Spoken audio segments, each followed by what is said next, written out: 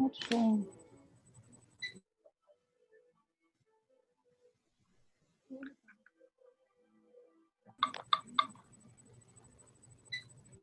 After that.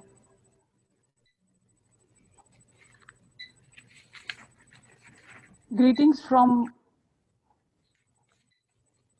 CGBMT School of Simple Living. We started our simple talks on the World Environment Day, 5th June 2020, and we started with talks on water, and now we are deliberating on earth. In this regard, we talked on biodiversity, agriculture, waste recycling, and then a 4-part series on natural building materials and technologies to address the shelter issues. In that, we had talks on mud, traditional building techniques, and building with natural materials. Today, we bring you another widely available material in South and Southeastern countries, bamboo. Thoroughly ingrained in the culture of these parts of the world, this wonder material has the capacity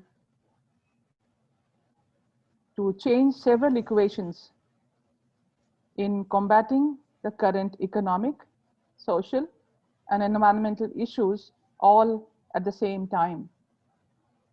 It was the people materials, it is the people materials,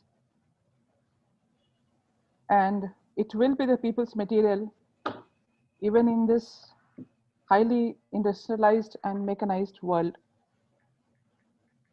A hearty welcome to all of you on our Simple Talks 15.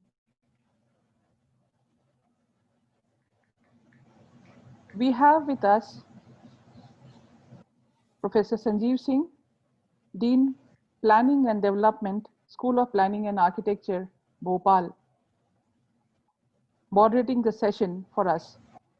He has a master's degree in environmental studies from Melbourne University and a PhD from National University of Singapore, both on scholarships. His research interests are in the field of vernacular architecture, cultural landscapes, and environmental studies.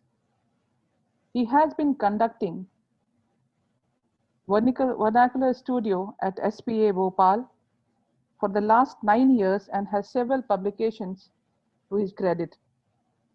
Welcome, Sanjeev, in this webinar, and over to you.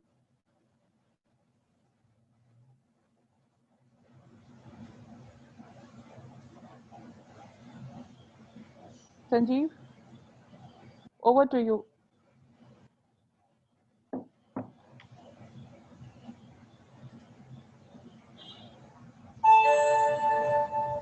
Sanjeev, over to you.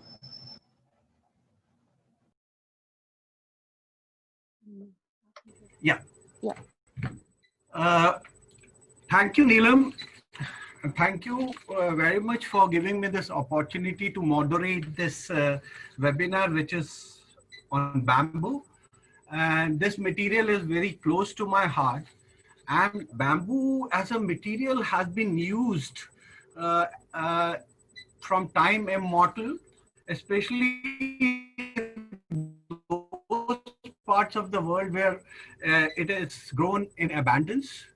It has become a part of culture of that particular community where this material is found. Not just in construction, it has been used in many other aspects also. Bridges, in structures, houses, etc. And it has been a material which I can say as it's a people's material. And what we see today as bamboo as a material, what we see today that bamboo as a material is moving from vernacular to urban areas, where it has been taken as a material where you can see this material being used with technology in resorts, in very high-end resorts and all. But there is one thing which I feel that this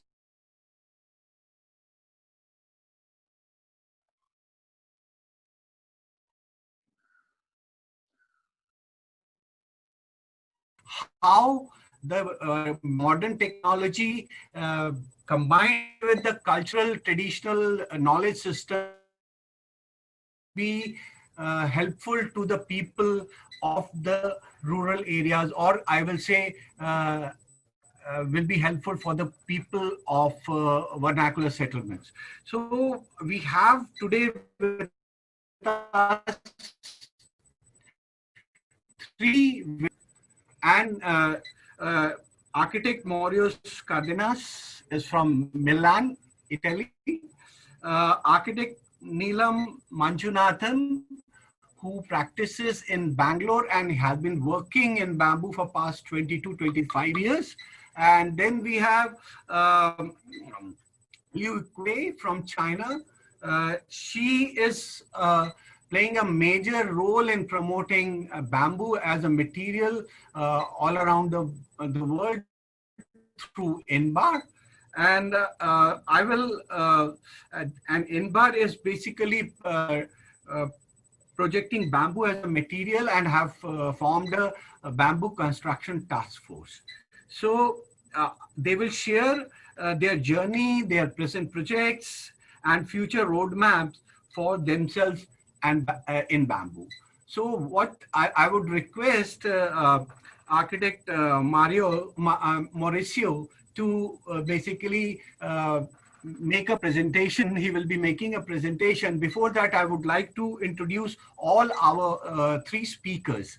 Mauricio's concern about the negative impact of construction industry on the environment has basically led him to develop a conscious design method. He is considered a leader in innovative sustainable design with more than 15 years of experience using round pole bamboo as structural element for construction.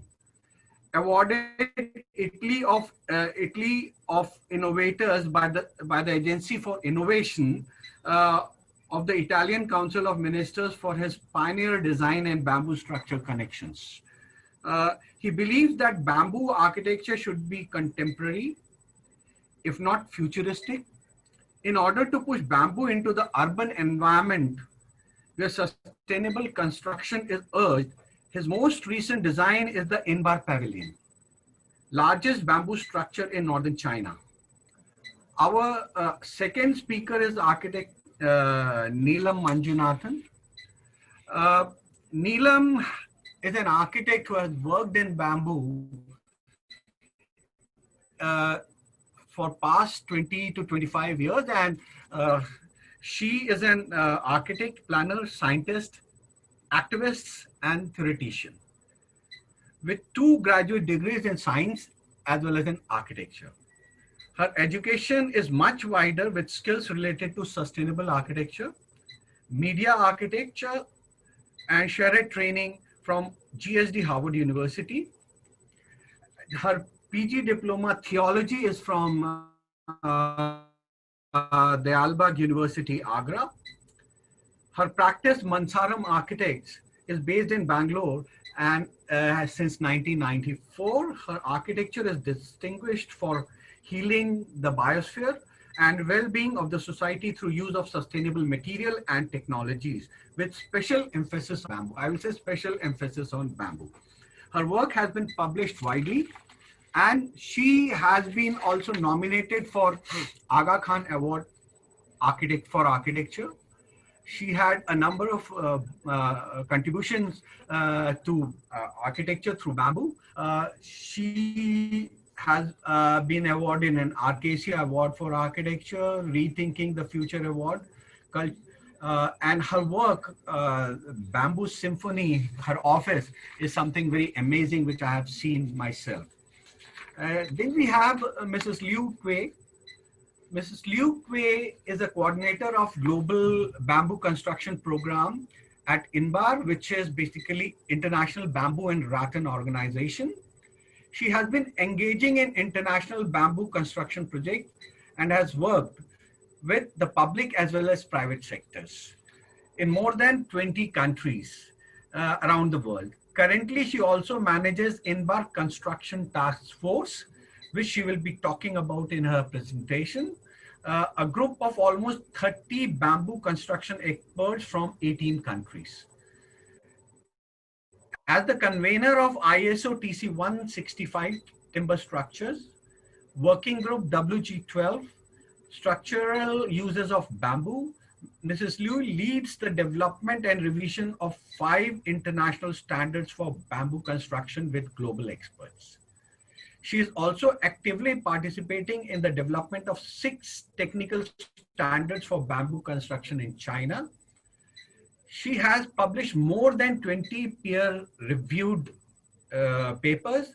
She is editor-in-chief of 1 academic proceedings, 1 monograph, 1 translation.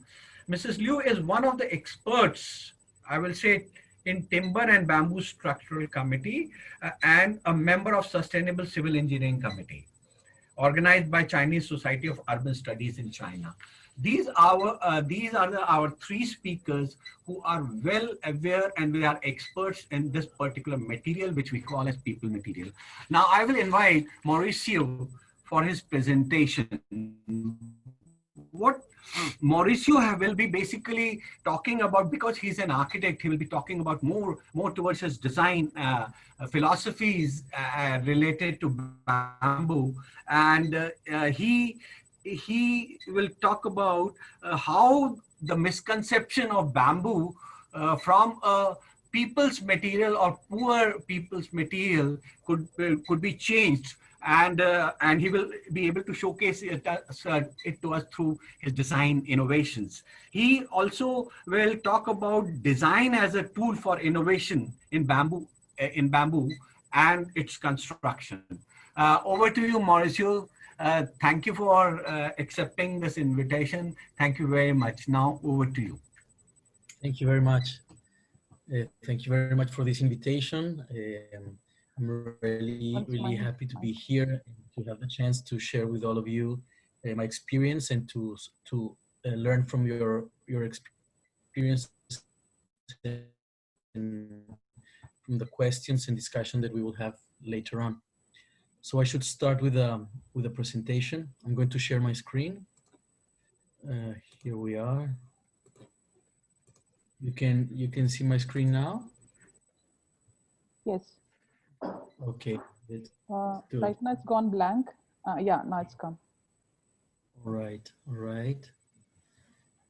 Well, so I'll start very fastly. I'm going to start with telling you my background. I was born in Colombia, South America, and I had the chance to study during my architecture studies. I studied in Colombia, and during this I had the experience to go to America and to keep studying in Asia, in Japan, and that was my first trip to China at the time. After finishing my studies in Colombia, I came to Italy. I've been living here for more than 25 years. I'm both Colombian and Italian. And in Colombia, I was since very young in touch with bamboo and with nature. So as you can see, during my studies of architecture, I was studying all the time natural materials, and I did my final project on bamboo constructions in the university. Always contemporary architecture, because I have always have kind of an interest of pushing bamboo into contemporary architecture, because usually we see always bamboo in natural context, like in resorts, hotels close to the ocean or in the jungle, and that's very beautiful, but it's not helpful for the environment, or not as much as it could be. Here you can see it was my experiences in Japan and China. And from here I understood, I was very well impressed from the constructions with natural materials, seen in both in China and Japan, and later on when I came to India as well, seeing how we can build with natural materials, how the emperors in Japan and in China, they were building with wood and with natural materials, while in Europe we were building with stone. So it was very interesting to see how natural materials can be very beautiful, can be, and also can last long, depends on how the people, how the user, in this case the emperors, for example, were taking care of it. For example, and you will see in this, I'm telling you about this because you are going to see it in my work a little later. Here we can see the study of the art of the Renaissance of Italy. During my studies had also a very strong impact, the geometry and the aesthetics of the Western culture, origins of the Western culture. And then came to Milan, which is the most pushing city in Italy, was well known for fashion, design, and for, in industries. And here is where I started my office. But before that, I had the chance to work for an Italian architect, or for Renzo Piano, but in Paris. So I had the chance to have a contact with a very important architect, and I understood very well the use of materials such as steel, glass, and technologies, building technologies that we can see is very normal to see it today, but that is having a very strong impact, in the environment.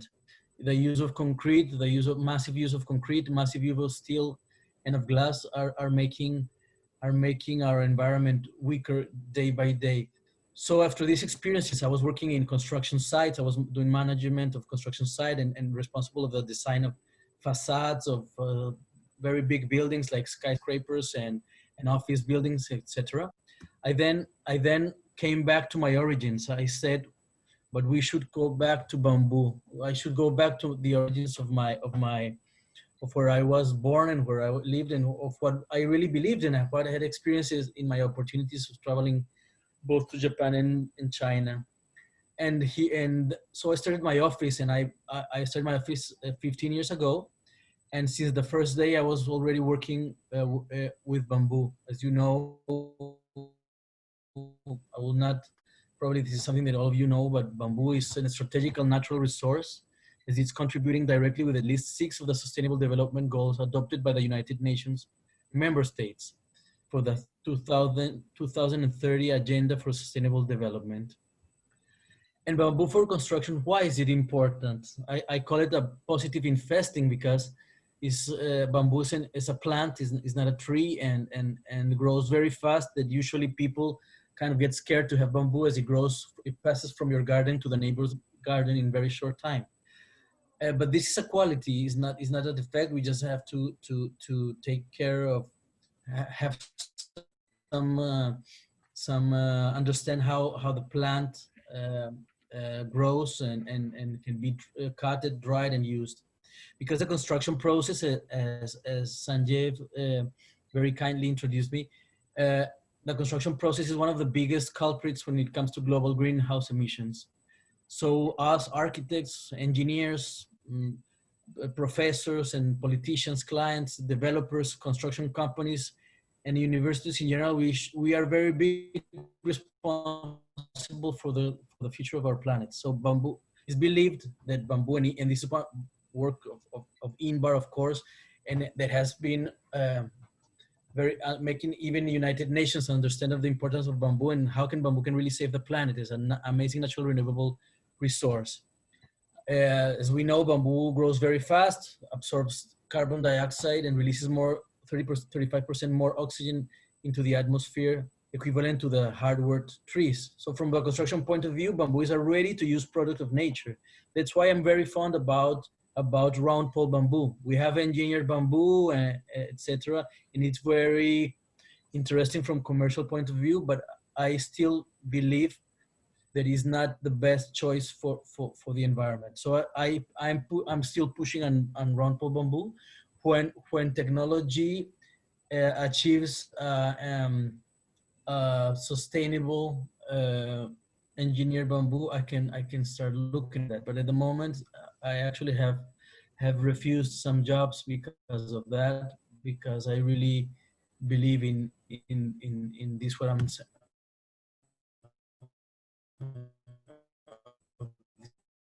saying. So this is my part of our job. Since the beginning, due to the use of bamboo, I've been having has been recognized here in Italy and Europe as a pioneer of the use of bamboo. Italian government gave me the Italian of Innovators award as innovation for the construction using bamboo. And last year, UK, I got the Build Architecture Awards of a sustainable company in Europe. And this is so working with bamboo is very interesting, not only in its of course the people's material, and it's very interesting from an architecture point of view, because usually architects, and in the offices I work as an architect, and as the other offices I know, basically working as an architect, you're working behind a computer screen and you're designing with computer softwares, and you choose the materials from looking at projects in magazines or from catalogs. But bamboo is different. Bamboo makes us architects to stand up, to go out of the office, to go to the forest and to check out the material, because it's a material that we don't have the information that it's in a catalog, or companies are selling in the catalog. It's a natural material. It just grows freely, and its qualities are founded directly in the forest. And as I'm without even noticing, I became a bamboo culture communicator, in the sense that I'm invited as a jury member, or teaching, or giving lectures as we're doing now. Last year and for this year, I'm Italian design ambassador, and I'm communicating bamboo. I'm the only Italian architect communicating about bamboo. Last year I was in China. This year will be online, and will be a world. So the government will push for a world Italian Design Day. And also I'm scientific curator of the largest bamboo labyrinth in the world, which is in Italy, actually. You can see the picture on the right. And next month in October, we're organizing an event that I will soon will update you about it, so that you can make part of it. You can follow it online, etc. And also have the chance to write articles about bamboo in Italy since 2005. The first article of bamboo written in Italy about bamboo as a construction material, of course, was written by me, and the most important construction magazine in Italy. And it even became the front page. I wrote the first bamboo construction in Italian, and was invited to write the preface of this book written in 7 languages about bamboo architecture and design. And in China, invited by Kewei, actually, I wrote this article about bamboo. Invert Task Force, very important, and Liu Kewei will talk to you about it later. I'm part of this amazing group of experts, and we're pushing bamboo from very different backgrounds, each one of us, and together we're pushing bamboo to become one of the main construction materials in the future.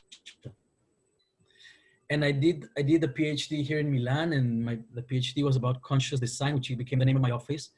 And so because sustainability, I was kind of frustrated that everybody was talking about sustainability. The engineering companies I was working with, colleagues, but everyone had like a very different idea of sustainability, which I was not very. Even in the subway in Milan, you could see, and you can still see, that the companies that have the real estate business, they will just put sustainability to sell more. It's not real. The buildings are made exactly the same as they were before. They just have a stamp saying they're sustainable, and that's it. But reality is different. So that's why I started to work from academia to my office, to the practice, to work with conscious design, which is an approach that is really really sustainable. Just for make you an example, and I will start showing the projects to you right now. Just as an example, it's like imagine designing 100 years ago. And that's an exercise, and I will ask the students from the masters in Beijing, in Lantau Institute from Beijing. They will start in a couple of weeks. I will ask them to design like this, to design thinking they were 100. It was 100 years ago, not 200, not 2020, but 1920, because there was no electricity. There was no air conditioning. And thinking like that, you will design, you will use your mind more, and you will design more carefully, and then you introduce technology. If you design immediately with technology, the mind will be lazy, and the result will also be not as sustainable as it should be. So now let's go to the projects, and I will try to go quite fast so that I will not surpass the time we have. So I'll start with small scale bamboo constructions. I chose some of them. I didn't include all of them, of course. And I decided to show only built ones also. So to understand the results, the reality of the potentiality of using bamboo. So coming from Colombia, I was very, I always admired and still admire, and he's my friend nowadays, Simon Velez, architect. He, he, he let's say was pioneer using mortar inside of the bamboo and perforating to include also the bolts inside of the bamboo, metallic bolts, in order to make the connections. But for that it's required, and that's the way that is being built all over the world. But for that you need to have specialized manpower, which we don't have in Italy, or we have, but it's very expensive. So having experience in the facade industry, when I worked for Renzo Piano, and when I worked as leader of engineering company for facade engineering, I decided to design a system that can be used and built by any company in Europe and around the world. And this is the system which the Italian government gave me the prize. It's very simple. It's just by pressure. And this was the first structure. In the time I brought bamboo from Colombia, which in the pictures are the maximum. It was me together with two of the maximum bamboo experts in Colombia, Marcelo Villegas and Germán. And I showed them the project, and I showed them my idea, and they really like it so much that they gave me as a gift the bamboo. They shipped to me 100 bamboo poles for me to work with that, because they thought that the direction I was pushing was very interesting. And that was my first project. It was with no client. The client was myself, and just talking with these people, and they gave me support. And the students and the people working in my office at the time, we were the builders. We all got away from our computers and got our hands dirty. We cleaned the bamboo. We prepared all the joints, the steel work, and we constructed. And this is the result. It was very well accepted in the Italian, Milan especially is very keen of contemporary design and fashion, and this was very well accepted as a contemporary architecture. We're talking about 15 years ago. And then this pavilion remained for 3 years and a half at the place. It was supposed to last just couple for the Milano Design Week, so just a maximum a month. But actually, the Milano city government, they asked me to leave it there so they can use it for public use, and I was very happy for it. And 3 years and a half later, they told me that they were going to refurbish the area. They were going to refurbish the whole area and restore the area where the pavilion was built. So I had to take it away, and I did. And I used the bamboo in a different way. I cut the bamboo poles to make this geodesic cupola. These are the ideas for the joints, and these are the model we did in the office to understand the complexity of this amazing and beautiful geometry. The geometry is amazing, because you can see in the picture, I'm just holding some cardboard pyramids, and just with the geometry is very, very well, behaves very well from structural point of view. Then if we put bamboo, it becomes 100 times better. And that's how we did. We could even put the joints not at the intersection, but we can even move it 20 centimeters away, and it was working very great. So all of these are experiments, are contemporary architecture, but also experimenting. And it was placed inside a Renaissance courtyard, so that geometry is following the Renaissance geometries. And geodesic is a golden ratio in 3D, so it's very, very interesting. how to the connection between both. Then we dismounted and we took it to Venice, to the Venice Biennale. It was there for the whole of Venice Biennale. We're talking about 2010 now, 2009, 2010. This was in Expo Milano. The Expo in Milan was in 2015, was here in Milan, and this is a pavilion owned by is by a private Chinese company called Vanke. Is the biggest real estate in construction company in China. And in their pavilion, I did the only bamboo bearing structure of the whole expo. Oh my God, what's this? Okay, I thought it was myself doing some drawings or something. Anyways, so actually I went to China. The client was very eager to use Chinese bamboo. So I went to China, to Anji, where the big bamboo forests are at, and I was choosing the bamboos and was controlling and checking for the quality of the bamboo that I was bringing to Italy. Also because bringing bamboo to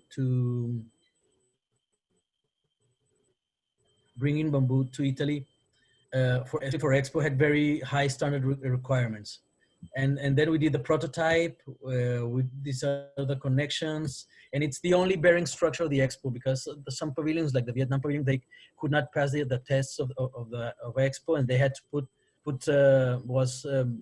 metallic structures with covered with bamboo. In this case, it's purely bamboo, round pole bamboo structure, and people walk through. So it was very interesting and very great achievement. And next two projects are in China, and there's medium-sized projects. I was invited 10 architects that we work with bamboo. We were invited to do this experimental neighborhood in Baoxi. It's in Zhejiang province. Pronunciation must be very bad, but anyways, that's the name of the place. And and I did I went back to the system that I had designed for the 2006 pavilion, microclimatic pavilion, and using the same system, adding some more elements and making it more complex. I designed this is the first 3-story house without concrete inserts, and this is the answer. Also, you can see there's earth. The walls are rammed earth. So another material, and I'm using water from the underground for cooling, and the proportions are also proportions that we called we called aurea, or we called golden proportions, but are very nicely connected to the Vastu Shastra in India as well. So this and probably for sure these geometries have a similar origin in the past and just develop in different ways. Ancient understood very well the potentiality of geometry in the not only for beauty but also for how to say, engineering behavior. And you can see this is the idea of bamboo as a contemporary material. It doesn't have to be expensive. It doesn't have to be expensive. It just has to be contemporary and hopefully futuristic. And here we come back of what I was telling to you, that I was very impressed when I saw Chinese and Japanese constructions, the constructions that were made for the emperors with natural material, constructions that last until today, more than 600, 800 years old. Some of them are replacing them. It's the same that we do with our car today. It's the same that we do with our telephones and with our technology today. We change the parts. We don't, in Europe, we make buildings that will last for hundreds of years. But using natural material, it means that we have to change the natural material and it will not be natural anymore. So for keeping the natural material to be a natural material and using it in a contemporary way, my approach is that of using it as if it was a technological advice. So this house, every time you need to replace an element, you can just replace it because it's dry mounted. And now the last project, and I will go fast as I think just close to the end of the 20 minutes, is the Inbar Garden Pavilion, International Organization for Bamboo and Rattan, as I hope everybody knows about it, is based in Beijing, and Liu Kewei will talk about it in detail. Is the largest bamboo structure in northern China. It's a 32 meters span, as you can see. And in all of the projects I've been showing, but haven't gone into detail about the conscious design, but you can see it on the bottom. You see acoustic control, thermal control, recycling, modularity. All of these elements are part of the design of this bamboo contemporary architecture. The concept comes from the idea of not doing the classical pavilion and the garden, but to make the garden and the pavilion become one. So it's landscape engineering and architecture fused into one. And I this Argentinian Italian artist which innovated art by, instead of painting on the I don't know how you call the material where you paint, instead of painting on the paper, let's say, he cut it. And by cutting it, he made such a beautiful and strong, give a strong message and beautiful. So I did cuts on the garden. I did these cuts on the garden to bring in natural light, and used earth to do acoustic control with earth, and use the plants. And you can see the other pavilions in the expo are pavilions on the soil, on the garden. This pavilion was recovered with the same soil that we took away for building it. So it's giving back to earth what we have taken from it, and using it for planting. This is the concept. I don't know. Sometimes you get some yellow lines. I don't know if it's me who, some drawings on top. I don't know if it's me who are doing it, or what's happening. But anyways, it looks nice. And you can see here so from the concept to the construction, you can see here the inspiration, the models, the rendering, and the construction. Sketches, my sketches, studying the project, modeling, and the model I brought it to Beijing, and it's now still in Beijing, and use it for the meetings, to explaining what was the idea behind, and to receive the comments and the suggestions. And bringing it also to the construction site was very useful to understand what we were going to do. And then choosing the plants was a collaboration between Italian expert in botanics and a Chinese also gardener.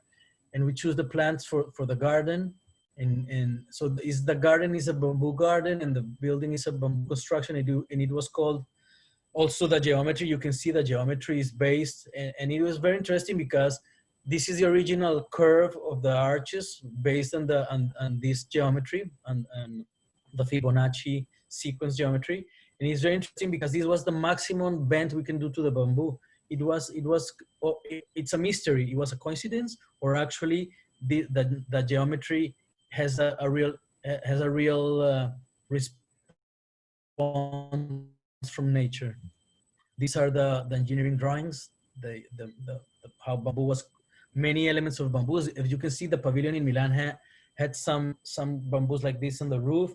The house was also connection, and in this case, we make groups of them to make these huge arches. Collaboration with Chongqing University and with a bamboo construction company, and of course, Ingvar. Oh, I did a mistake, and I left here in Spanish the information, but I will read it for you in English. The Ingvar Garden Pavilion has 54 meters of span and 40 meters of deep depth.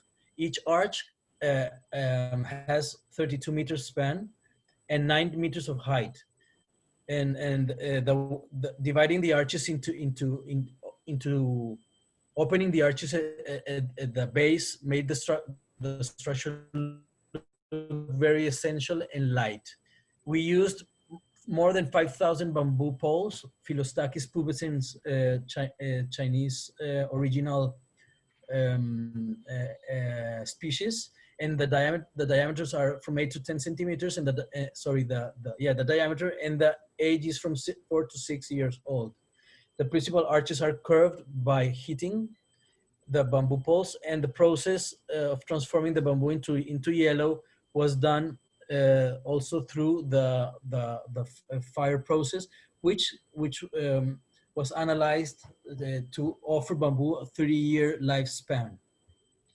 Here's some aerial pictures, interior pictures of the bamboo structure. The exhibitions were amazing, 6 months of great exhibitions. You can see the connection between the glass facade and the bamboo structure, as contemporary as possible. Because of the reflection of the water, the pavilion was named the Bamboo Eye Pavilion from the public, and I really like that image. That name is very nice. You can see the green roof. Here, the opening day was a world event, international event, and during the expo, there were Inbar organized amazing kind of meetings and cultural exchange events. And the pavilion was received the grand award of the category of International Outdoor Garden in recognition of innovative and ecological design and execution. And what I was telling you, next year at this, the largest bamboo maze in the world, the Labyrinth, now in October, we're gonna do an event called Under the Bamboo Tree. And I'll keep you updated on that. And I'm doing a small but very, let's say, interesting research structure to present there. And there will be some lectures and conferences that I will let you all know about it. And here's my information for any more further you want to go in detail about the projects. You can find me in Instagram, also the website of my company, etc. So very happy to.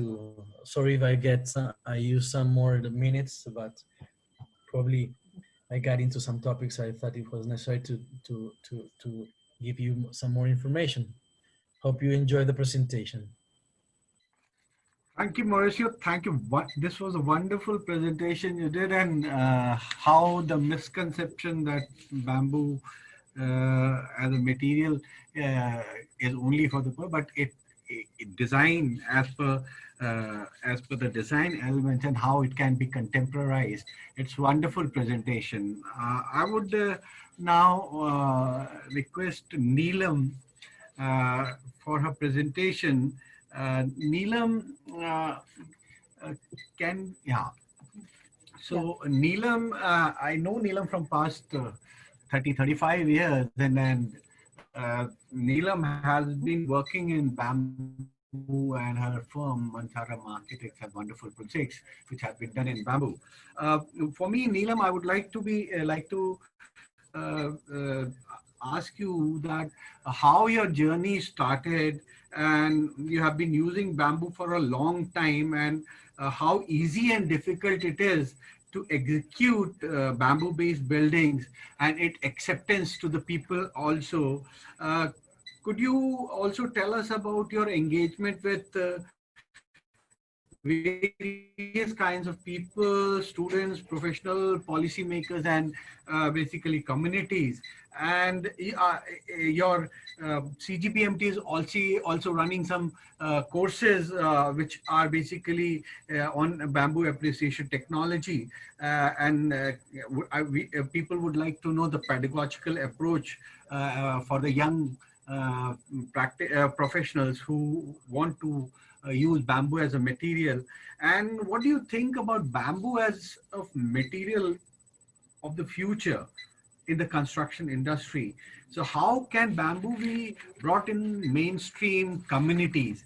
Because what we are seeing that bamboo as a material is coming to urban community through various kinds of, and the architects are using bamboo.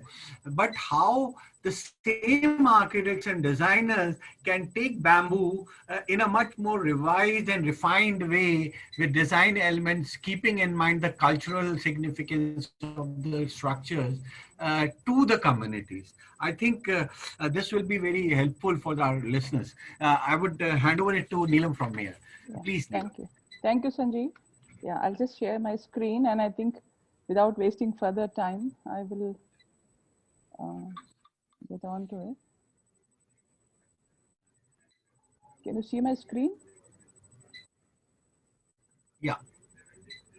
Please go ahead. Yes. Just a moment. I have to minimize this.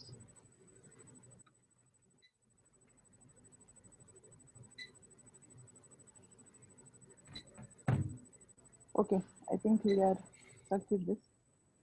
Um, so and I think Mauricio had a very uh, high profile and such a wonderful presentation that Mauricio you gave. I think it makes my task a little difficult, but many things you spoke about bamboo that makes my task very simple in that way. And thank you for that. I started my journey approximately about 21, 22 years ago with bamboo. And my emphasis, since I come from a very small state in India, which is Bihar, which has the same situation like India in the world. It's considered a backward kind of a state. And coming from a very small town with a very simple living methods and things like in tier 3 cities or something like you can say, my emphasis somehow in architecture has always been on simpler solutions, which can be managed by uh, several. One second. Why is this not moving? Okay. My screen has got stuck. My screen is stuck. It's not. Yeah, okay. So yeah. Oh, going forward. Yeah. Yeah. So uh, without going into further uh, this thing, this is like a very simple house which I see here, yeah, as you see here, in which I have always been talking about, even in my architecture, about architecture for the people. And to me, sustainable development has always meant that we meet the needs of this generation without putting at risk for the capacity for the future generations in meeting their requirements. So I have always been trying to do much simpler solutions for my projects. So I will start with my encounter, I would say, rather say, because my encounter with bamboo was in 1999 or slightly before that, but the project actually started coming in 1999. And I'm very happy to tell that Mr. Arun Kumar Bansal, who was the director of Plywood Institute, he is there in the audience today at my request. And I welcome you, sir, in the audience. And as soon as I finish my presentation, it would be nice if I can say hello to you, if you are listening to me. So this was a pantry which was given to me by another IAS officer, which is a civil servant who was, and I was working on this low-cost housing at that time, which was, about 250, 225 square meter, and just about 40,000 Indian rupees at the cost of that. And I'm talking about 1998, 97. And so this project came to me, and it was in the Raj Bhavan of which is the residence of the governor of the Karnataka state. And I was told to make a toilet and a pantry in there next to this large glass pavilion, which was supposed to be for VVIPs, where they come, and this is the thing. So this is how my actually journey started. And these are some of the views. This was a 100-year-old school which was in a very dilapidated state. So I was given very minimal budget and some few bamboos by the Plywood Institute. They provided us with all these materials and these bamboo boards and roofing sheets, and that's what was supposed to be done. And as most government projects, I think people are aware, and I think in most of the countries, they give you the permission today and they want the building constructed yesterday. So that was something which our whole office literally sat there on the site for almost 26 days, and we finished the building on our 26th January, which happens to be our our very important day in India for the country. So we had the governor who invited us for the thing. So this was something which was the beginning for me. But the freedom which this particular material gave me about so many years ago, which because in India, there was not, nobody was talking about bamboo. Nobody wanted bamboo actually. And there were no, at that time, I don't think that we had even formulated our any kind of standards or national building codes for bamboo. So it was like a free field, and I think an architect likes it most when he's left free to do anything with the building and the material. And so I had a very absolutely wonderful time experimenting with these buildings for next several years. And so this was this was the next project again given to me by Dr. Bansal, and in the Plywood Institute campus, and it was a 2-bedroom house. Why I'm showing all these are very old projects, but today, since I am addressing an audience where even now people don't find it easy to build these kind of buildings in India, even now. So I just want to show them that it was difficult at that time, but now I think it's much, much easier. There are more people available, there's more acceptability. And the government also has formed several rules and regulations and policies, which is really aiding. So to all of you listeners who are listening, it is possible to use bamboo in a much better manner and much easier now. It just, you have to just make the start. So this was a 2-bedroom house, which was supposed to be presenting in such a way that people should associate themselves that yes, even in urban areas, we can build houses of this type and actually live in them. So this is the interior of the house. As you can see, this was in 2002 that we actually finished this house. And I think most of the training programs of early architects and builders, building people actually was under this. And this project was part of TRADA, DFID, BMTPC, and Rajiv Gandhi Rural Housing Corporation, and Plywood Institute. So I think these many organizations, this was what came out of that particular project. And this is another project we did, for a very small housing in a village in the forest, which was for housing for the poor. It was told EWS is economically weaker section housing. And so this was one example that we had put, and they had asked us to do, to show the villagers as to how to build with bamboo again. And this also was in around 2005. I'll quickly go through, and this, Mauricio, is in your country, in Italy, in 2003-04. And this was, I think, the first building in Italy. And it was for a client who was a consultant to India, to BEC, a company, or electric company. He was a consultant and he used to keep coming and going. And he wanted a completely prefabricated house, which he wanted to get into business about. So this whole house, what you see, we made everything here in India and we have shipped it to him. And the budget was so small that he could not afford my plane ticket or something like that. So the whole house was completely prefabricated into proper, with the drawings like an IKEA, completely folded. And this is what we sent, including, as you can see, the balconies, railings, and everything that was there.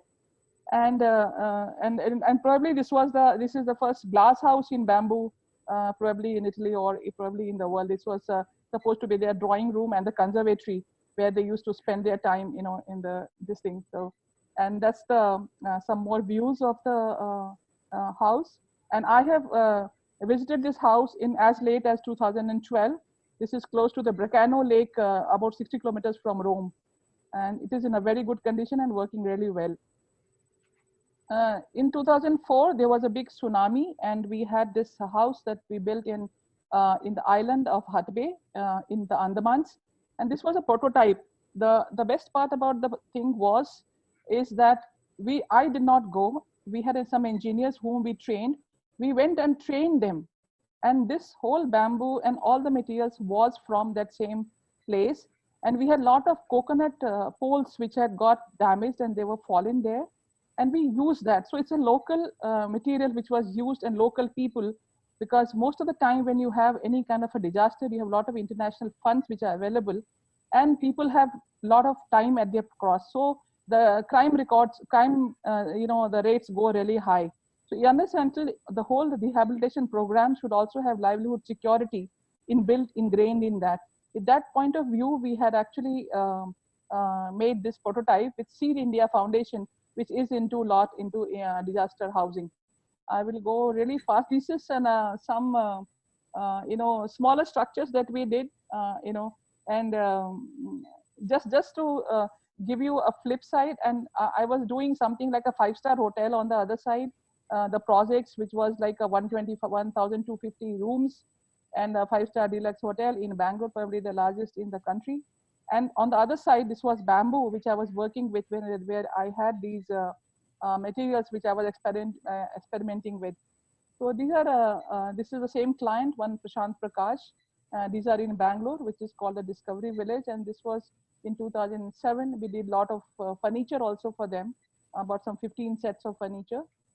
And this is a very, you can say the MNC look. It was for a IT company in Bangalore. And you can see this is the today's look. It was a add-on thing on the for a cafeteria. So bamboo has, in a very different language, we try to use it in that case. This is a project which again Bansal sir had given me in Orissa, but somehow we could not go for the construction of this, which I have not got photographs of these, and there are several projects like that, because the budgets always used to be so small that they could not afford our, you know, the other part of the expenses. So I have been giving them, but I have not got. This is for National Bamboo for Mission for Bamboo Applications, which was supposed to do a jungle zoology and resorts in government of Karnataka. But I think in the end, somehow it could not go through. This is, we were invited for a Inside Outside Mega Show in 2006. And these are the product designs. So we started also with product designs, which really will appeal to people. And as you can see, there are several, you know, examples of that. This was, again, a turning point for us. We were given I was an architect for the state level energy park. And I said, bamboo is the lowest low energy material. Why not use it in as much as possible? And so there's a lot of debris, and I had stone and I had bamboo, and so I experimented with as many types of construction systems, which I have been trying to solve. And this was one thing which I always had in mind, that, you know, whenever I went to a client or I tried to tell a client to use bamboo, they would say, can you show me where it has been done? And then I would not have many examples. So what I thought was, I will keep on changing my construction system, so to have as many systems as possible. And so in every project, my construction systems actually change, except for some basic things. Everything changes about how you actually take the load. And this is the other interiors with all the furnitures in bamboo, as you can see, including the chandelier that is there, that is also in bamboo. And these are, I had 4 or 5 pavilions which I had to build, and I thought, okay, let me do all 4 or 5 different, so that I can again 5 types of you know, systems that I can actually experiment with. And that's how I kept on going. And I have then this is another one in 2006, which is a bridge that we did for the Yamuna Diversity Park, and you can see the biodiversity condition, and it is still there. This is a 50 feet, you know, 15 meter long, and we have had hardly got any maintenance done for all these years. So this is a recent photograph put by Delhi Development Authority with Biodiversity Foundation, which was on the cover of their magazine just about 1 year ago. And these were the other gazebos, and this is the toilet block. Also, we had done with bamboo and mud, and you can see the structure of the you know, bridge from under. I use very less bamboo. That's another one of the things which I feel, because bamboo, I try to use as less bamboo as possible to take the maximum advantage out of it. So that has been my way of working with bamboo. So you know, in 2006 we had one competition. I was not here. I was in Europe at that time. I could not be part of the jury, and we were runners up in this. And this was a shell that I designed at that time, a very large shell. We got, I mean, the project got scrapped later, but this was something which I was looking for always, for structures like this with bamboo as early as at that time. And this, as you can see, these are all shell structures, and designed very thin shells out of bamboo, and permanent structures, which I always have been talking about. We actually in India, in our part of the world, we are so poor. We actually always try to, I always try to actually emphasize on using our resources very judiciously. So this was that. And this is a bamboo museum built in Palampur, and S.D. Sharma Associates from Chandigarh. They were the main architects and we were the bamboo consultant for this project. So we did all the working drawings and details and the tender drawings and the tender details for this one. And these are the things. And this is I think this is visited by several people from all over the country and abroad. And this is a very good museum right now. And then came 2008, and I got the chance to make my own house. Now you can see the span here. This is 175 feet across, and only 3 bamboos. This is a beam made of only 3 bamboos. I will show you some parts of the interior to just show this. So it's mud and it's bamboo. So I went all over just to use mud with bamboo, because these are 2 materials you really and stone, 3 materials which you get actually almost everywhere, whether it's a city, whether it's a village, or it's a forest. You get these 3 materials. So I was trying to work out a vocabulary, of architecture with these 3 materials. So that's my house of 5 elements, and experiments and testing and checking. This is what I have done, not just with bamboo, also with mud and with stone, and always trying to cut it across as to how to really go about it. These are not photoshopped, and as you can see, even for pergolas, people actually use steel and other things and aluminum. I have used it bamboo, so it's about you can say about 40% mud and 40% bamboo, and about 10% stone, and then we have some very less cement. Actually, you can see that bridge there, very thin bridge. I always look at very light structures in my building. So this is a as you can see this the roof with bamboo on there. This is a bamboo flooring, and all those behind the bed, what you see are their bamboo walls actually. And those all these bamboo walls are fireproof. Then nothing happens to it. So now what I'm showing you is a different phase with bamboo, where you can use bamboo for absolutely upmarket houses in a city in any manner that you really want to. And there are some other photographs of the and that's the roof that I spoke about, that I have. It's about 30 feet wide and at about 175 feet long, and I have just 3 bamboos which actually take the load, and most of them throughout the span. That is how we have actually used it. So my house, and then immediately I did my office. In this case, I have a double curved shell roof which is over this structure. And then I'll come to my office, in which I have bamboo reinforced roof, which is again a free form shell. So these are as you can see, these are all mud. The ceiling is with mud, and many of the many of the things are the furnitures, and many things are with different forms of bamboo. It's a ply, whether it's a roof. The same time, this was another house that I did. Actually, I don't have the photograph of this. This is also built at the same time at that, around 2008, 2009. It's called the Earth House, and it's in the same campus. And then I somehow got the courage to do my office, Bamboo Symphony, which I had called in 2010. And only my principle was design, test, document, and design, test, document, and design, test, document, and keep on repeating it. And I tried to have a lot of data from anywhere across the world, which I actually could not find. So maybe it was a boon in disguise. So I did all my testing myself in a very simple manner, because I could not get any structural engineer to actually verify what I really wanted to do. So what you see here is my office, built in 2006, and this is the entrance to the house. The stone arrangement that you see in front, it's called sukubai. It's a very auspicious arrangement of stones from Japanese garden, actually. And that's how you enter into the office. And that's the office in different levels. And these are all debris stones, which were from the highway construction. I got them and I had a hydra actually used for almost a week just to make them look as close to natural as possible. So whatever you see there, it was a flat land, and I had to have a rainwater harvesting structure in the center for my house and for my office. And so the whole thing has been arranged in that kind of a manner, as you can see. And this is a free flowing roof, and you can see those slim columns. They are single bamboo columns taking a load of 4-inch slab, which is reinforced with bamboo, and it has got bamboo fibers, to take care of the bonding between the bamboo splits and the cement. So that was something which we took it as an aspect ratio, and we have put it inside the cement to put it down. And this is how you can, if you see from the other side, this is how you see the whole office.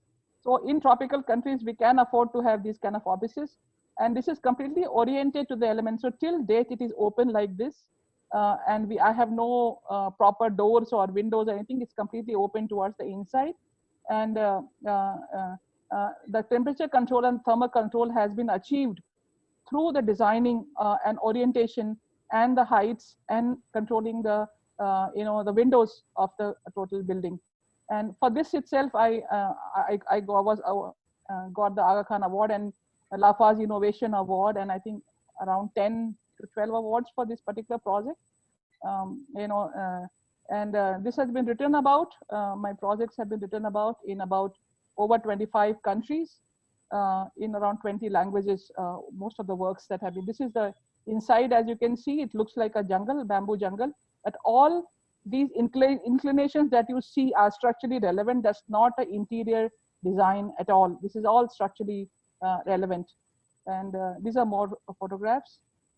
And then we had these other projects which we were developing, and the same language, bamboo and mud and stone. This is a house that is in the outskirts of Bangalore. Again, the same 3 materials. This was a project which we have somehow got from the government of Gujarat, and again, I designed a shell, and they were not very happy with the shell, and it is under process with the government. So I really wanted to show, because I have many unbuilt projects in my kitty. The bigger projects are more in the kitty right now. And this is a metro station. It's very interesting. I did it in 2013. This is again a shell structure, a very long one. And we also had the concourse at the bottom. And just to tell you that India, now Bangalore is going to have the second international airport in the world with a lot of bamboo in it. But my metro station project is still pending with the government, where they want the fire auditing. And the architects of the Bangalore International Airport for the bamboo, this thing is SOM. And I was contacted by SOM in 2017. For 2 months, we exchanged all, mails and everything. So all basic information about Indian bamboo and all the other things and about bamboo was shared by me with them. And when they are told that they will get back to me. And the next thing I hear was from DASO when I went for the BARC conference in Beijing, that they are doing the Bangalore airport. So I did not know that the project is actually gone through, because I was never contacted back. As an Indian architect and from Bangalore, I'm still waiting for the government's audit for my designs on these, while we have the second international airport in Bangalore with a lot of bamboo in it. So, I mean, that's a little bit of a, data that I just wanted to share. And this is in Hungary, and no, we did not get the project. This was a competition, and we get very thin bamboo in there, in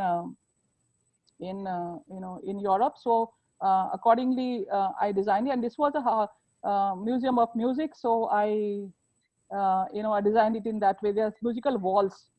I think I'll have to rush through. I just wanted to show the variety of projects which is possible with bamboo, from small, very small things like bus stops and folding toilets, which can be there, and to larger projects. This is a housing project in which I have used bamboo in several ways, in different kind of things.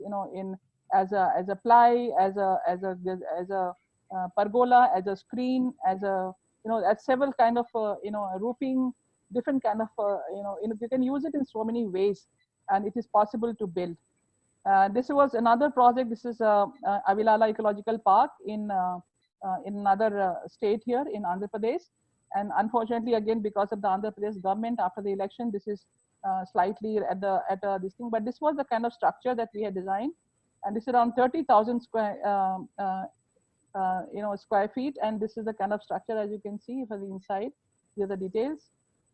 This is a project for a meta slum development for poor people who are given these concrete houses in the cities like the Dharavi and Adavin, and how it can be actually changed, and how these people who come from the villages, they can be made to feel very comfortable even in a city, and how it can be done with very simple materials and a much lesser cost. So this was our project for, again, a competition actually. And these are the, you can say, the very organic plan. And this is kind of, you can see the main structure, the core structure, which is for the services, that has been made with steel and concrete. And other than that, there are many other structural systems which has been used to take. And this is how it, when it spreads to different towers, you can have different towers like this actually, which actually can be done in a very simple manner. This is another project where the craft is a crafts village. And this is actually, again, at the tender stage. We have done most of the drawings, but again, the government and the corona, thanks to them, this is we are just waiting. This is a very large one, and this is again with rammed earth and a shell roof on bamboo. This is what this is also around 20,000 square feet of area. And this is a food court with a bamboo pergola. This is their conference center of the hotel. And this was a 5-star resort at the same, in the campus. And we have a 200 feet long bridge, which is supposed to be done in there, which we are designing. And this is something we did in the last year in the India Pavilion at the World Bamboo Workshop, and 8 days of work. This is 8 days of work with starting from the bamboo, everything. And this is how, this is a small, this is a very simple solution to how you can actually cover curved space. And this is another millet center, which is, this was the condition in the left. This was a seed processing plant. And this is how it has been actually designed. And this is accepted by the government already. And again, this is also at tender stage. And we are hoping to start the construction very soon. And this is it's finished now. This is a project we finished very recently for a Pegasus Institute of Excellence. And these are some of the visuals of that. And the mainstreaming of bamboo, I think we can see these stalwarts people in my this thing. We have Jasim sir, we have Ramanuja Rao sir, and we have other dignitaries which we have been trying to. And then we participated in 2016 in Venice Biennale, and we did a global survey in 2018 and presented at the World Bamboo Congress in Mexico. And this is a global survey as to what are the problems actually in the bamboo sector. So all these things are available actually in the internet. So, and the pedagogy that we started actually was with Dalbagh Educational Institute, and that's the connection. This is our first structure that they told for proof of concept that we did, and this in 2006 is still there and is being used by them. And Dalbagh has been really promoting bamboo in a very big manner. These are various projects that we have done for Dalbagh University in Amritsar. Again, 18 days we finished this whole project, including all the furnishings and all that. This is a creche that we have done for them with mud and bamboo. This was a pentagonal roof, and depending on the kind of bamboo so it's a very different kind of bamboos in different parts of the country with different people, but it's still possible to do these kind of buildings. This is a project which this is under construction. This is a conference hall. This is one. There are 2 halls in Dalbagh and the DEI, Dalbagh Educational Institute, and this is the second one. And this is the one actually right now, both of them are under construction. And this was the structural system. And this is the stage right now, yesterday's photo. We are almost finishing the truss work on this. There's one more campus at Rajabarari. We are doing a bamboo workshop building, which is a pretty large building. And these are the other works which have been done by architect Molly and architect Piyush with other students of DEI, where we engage in lot of student-teacher engagement. This was another project, Cocoon, which was done in 2014 with RS School of Architecture, Denmark, and here College Trichy.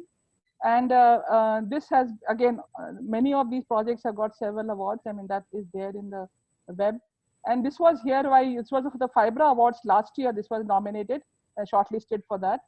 And as you can see, this was bamboo with areca palm, shingles. This is my CGBMT School of Simple Living, which I am now, this is my latest project. And we are summing up. I have miles to go before I sleep. And as a summing up, I will be showing one last project, which is in Maihar, which is the Pedagogy for Architecture for Simple Living, what I call, which is an education, that encourages changes in knowledge, skills, values, and attitudes to enable a more sustainable and just society for all. One definition of education for sustainable development is interdisciplinary learning methodology covering the formal and the informal curriculum. And in this photograph, you see an architect, you see a mason, you see a bamboo person, you see a carpenter, you see a bamboo artisan. So there are different kind of people who are trying to find a solution how to do a particular work. And this was the project. This is the 3D model, and this is how we did. This is a mud and bamboo actually shell that we are doing. We did actually, and this is the kind of local art that we try to introduce in this. And this is done by the local people. That's a very traditional art system, as you can see here. And this is the pedagogy for the building industry, according to me, for simple living, collaboration.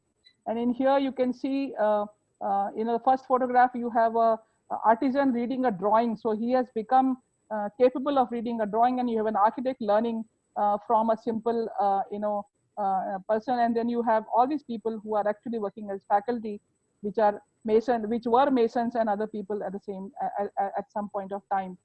And there's the same project now being visited by some Chinese delegation to really understand how the things was done. I'm ending this presentation today right now here, and I'll quickly show you a very small Thank you. video. Thank you, Neelam. Thank you very much.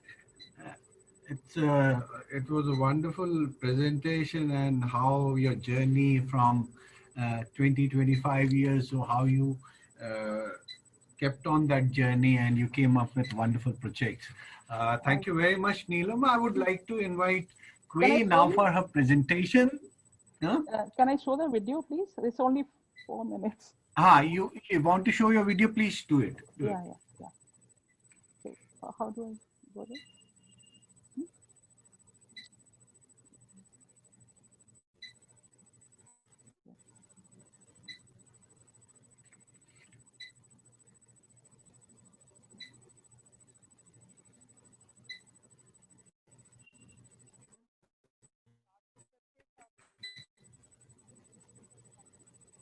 Music.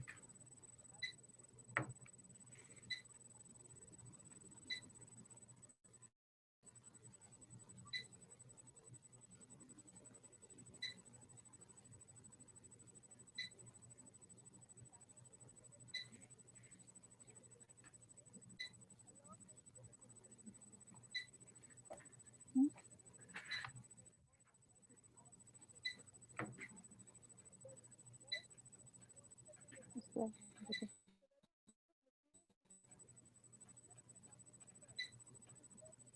I'm getting it.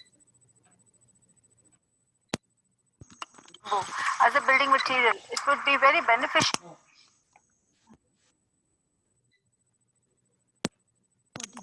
चुका है ये green product है ये metal and plastic दोनों को replace कर सकता है The engineering quality of bamboo in this case is completely stretched to its limits because people don't do shells with bamboo.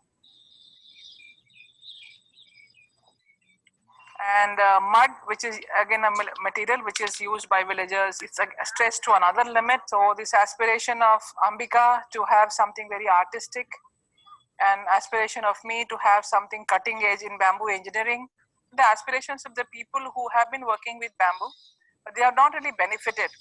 Financial inclusion जब रॉ मटेरियल हमारा farmer grow करेगा value addition हमारे rural artisans इसको develop करेंगे consumption हमारा middle and higher family करेगी money will flow from higher to lower class यदि हम उन सीमेंट ब्रिक्स को इस रॉ मटेरियल से रिप्लेस करते हैं तो पूरी तरह इकोनॉमी रिवर्स हो जाती है।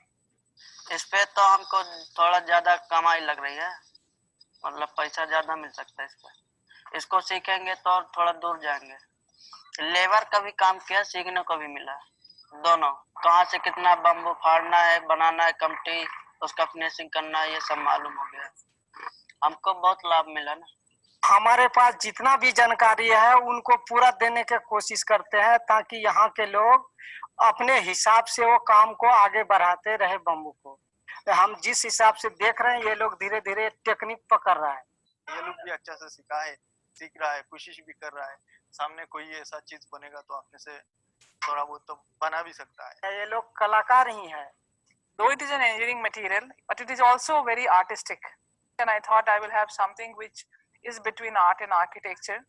ये जो काम है, पहले गांव में गौण चित्र है, भित्ति चित्र त्योहारों में, शादी विवाह में अपने घरों को सजाने के लिए या दीवार पे चित्र बनाना ये करते थे। मेरे को ये बहुत खुशी है कि लोग देख रहे हैं, उनके बारे में जानकारी लेते हैं। यहाँ जो अभी जो लोकल हैं, जो पास जो काम करते हैं, वो कह रहे हैं कि हम सीखेंगे यार, हमको भी सिखाइए। तो मैं कहूँ सीखोगे तो कम से कम और आगे बढ़ेगा। हम लोग कहीं भी जाके किया है ना काम, तो हर जगह का अलग अलग ढंग से, अलग अलग डिजाइन से, अलग अलग तरीका से बना है। Art is a common thread which is connecting people from various strata of society. These artisans already have the traditional skills of working with bamboo, so it's a very equal sharing of knowledge and skills. बहुत खुशी और बहुत सुख से भाई, बहुत ये संस्था में पड़ गए हैं, हमारा वक्त मतलब गरीबी कुछ। Like I can see the faces change from doubt to listening to us, having confidence in us, and then now a look of hope on their face. Yes, Sanjeev, you can go ahead. Okay, thank you, Neelam. Thank you very much. This was a wonderful presentation about your journey, your projects, and your difficulties also, and your challenges also. I would now like to invite Kewei for her presentation. She is the coordinator of Bamboo Construction Task Force, and which is of NBAR, which is an organization which is in 20 countries and has worked with 30 experts. She, I would see that how for Kewei, the questions which I would like to pose to Kewei will be when was this construction task force established, and what were the main objectives of establishing this task force, and at the moment what this task force have been doing, and how it is helping professionals, or how this organization can help institutions to promote bamboo as a material for future construction, and also what kind of future work plan NBAR has for construction task force. Kewei, it is to you, please. Professor Sanchez. I will share my screen. Yeah, we can see it. It's okay? Yeah, we can hear you. Yeah. So, hello everyone. I'm Kewei from NBAR. Neelam and Mauricio already introduced this design projects. They are very inspiring, but my presentation will focus on task force. I will introduce this group from the point of view how NBAR organizes global architects and engineers to promote the use of bamboo as a construction material. My presentation includes 4 parts. The first one, I will spend a little bit time to introduce who is NBAR, and I will introduce what is NBAR Construction Task Force and the major work of this group, and how to become an expert of INBA Construction Task Force if someone professionals are interested in. INBA, our full name is International Bamboo and Return Organization. We established in 1997, headquartered in Beijing, China. Right now, we have the 5 regional offices, respectively located in India, Ghana, Ethiopia, Ecuador, and Cameroon. As an intergovernmental organization with 47 member states, INBA has been fighting and demonstrating innovative ways of using bamboo and return to protect the environment and biodiversity, alleviate poverty, facilitate promoting bamboo and environmentally friendly substitute for other building materials. In the past 23 years, our aim is to provide sustainable natural-based solutions to housing shortages, climate change mitigation and adaptation, and livelihood development. You can take a look at our member country distribution map. Most of them are located in the global south, and they are developing countries. So what is INBA Construction Task Force? This group, facilitated by INBA since 2013 and officially established in 2014, helps to coordinate activities of international research institutes and commercial companies who are interested in structural uses of bamboo. We are aiming to serve as the world's premier information and knowledge repository on structural uses of bamboo. The group consists 2 parts. The first one is management team, include 1 manager and 1 chairman. Currently, I am the manager of this group. The chair is not the INBA staff. Right now, Professor David from the UK, he chairs this group. Both of us are the members of the ISO TC 165. And another important part of this group is we have a very big group of experts. Those experts, they support the main work of the task force. They contribute, build their efforts to standardization, publication, and international conferences related to bamboo construction. And they also share, in the group, we also share the latest research results or findings related to bamboo construction. And we also provide technical supports or consultancy services to those third parties. Right now, we have 28 experts from 18 countries. Some of them are come from private sectors, companies, and some of them are professors from universities or research institutes. And most of them are architects and engineers.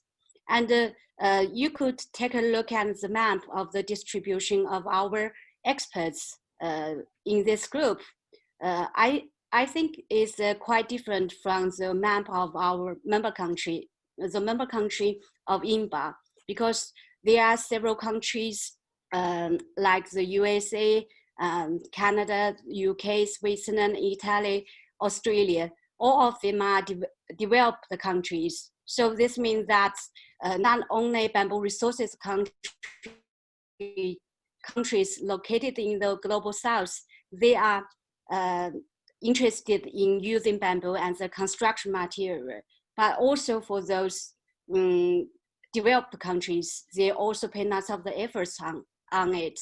So I will introduce the main work of this group. The first one is standardization work. This is the most important work for this group.